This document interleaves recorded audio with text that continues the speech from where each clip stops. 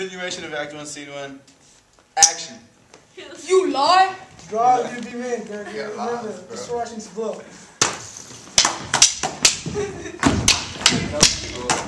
Hard fools, put up your swords. You know not what you do.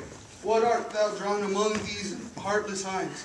Turn thee, Benvolio, look upon thy death. I do but keep the peace. Put up thy sword or manage it to part these men with me. What drawn and talk of peace? I hate the word, as I hate hell. All the Montague and thee, have at thee, coward. Well, Bills and Patterson! Right, beat them down! Down with the Catholics! Down with the Montagues!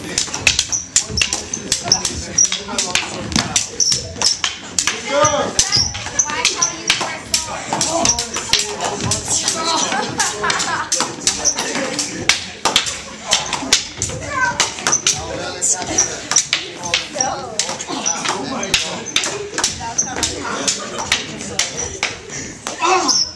Rebellious subjects!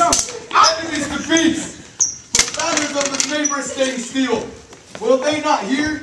What ho! You men, you beasts! With purple fountains issuing from your veins. On pain of torture from those bloody hands. Throw your intempered weapons to the ground. And hear the sentences of your hoofed prince. 3 civil claws read in an irony word. By thee, old Capulet and Montague, have thrice disturbed the quiet of our streets, and made Verana's ancient citizens cast by their graves beseeming ornaments, to wield all partisans and hands as old, crankered with peace, to park their crankered hate. If ever you disturbed our streets again, your life shall pay the forfeit of this peace. For this time, all the rest depart away. You, Capulet, shall go along with me, and Montague, come with you this afternoon, to know our Father's pleasure in this case. To old Freetown, our common judgment place. Once more, on pain of death, all men depart. Who set this ancient quarrel on your approach? Speak, nephew, were you by when it began?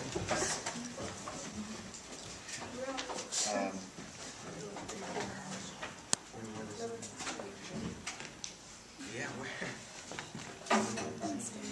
I could edit this out. Alright.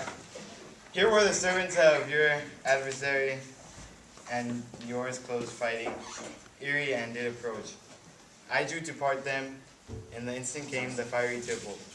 With his sword prepared, which is he breathed defiance to my ears. He swung about his head and cut the winds. Who nothing hurt withal hissed him in scorn.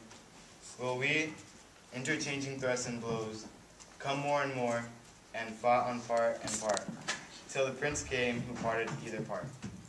Oh, where is Romeo? Saw you from today's bright gladiator. He was not at this fray. Madam, an hour before the worshipped sun peered forth the golden window of the east, a troubled mind drave me to walk abroad, where underneath the grove of Skymore, that westward retooth from the city side, so early walking did I see your son. Towards him I made, but he was ware of me, and stole into the covert of the wood, I measuring his affections by my own, which then most sought where most might not be found, being one too many by my weary self.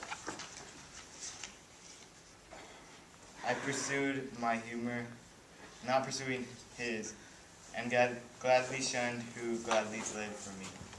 Many a morning hath he there be seen, with tears augmenting the fresh morning's dew, adding to clouds more clouds with his deep sighs, but also soon as the all-cheering sun should in the farthest east begin to draw the shady curtains from Aurora's bed, away from light steals home my heavy son, and private in his chamber pens himself, shut up his windows, lock fair daylight out, and makes himself an artificial night.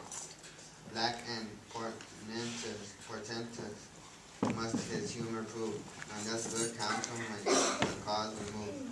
My noble uncle, do you know the cause? I neither know it nor can learn of him.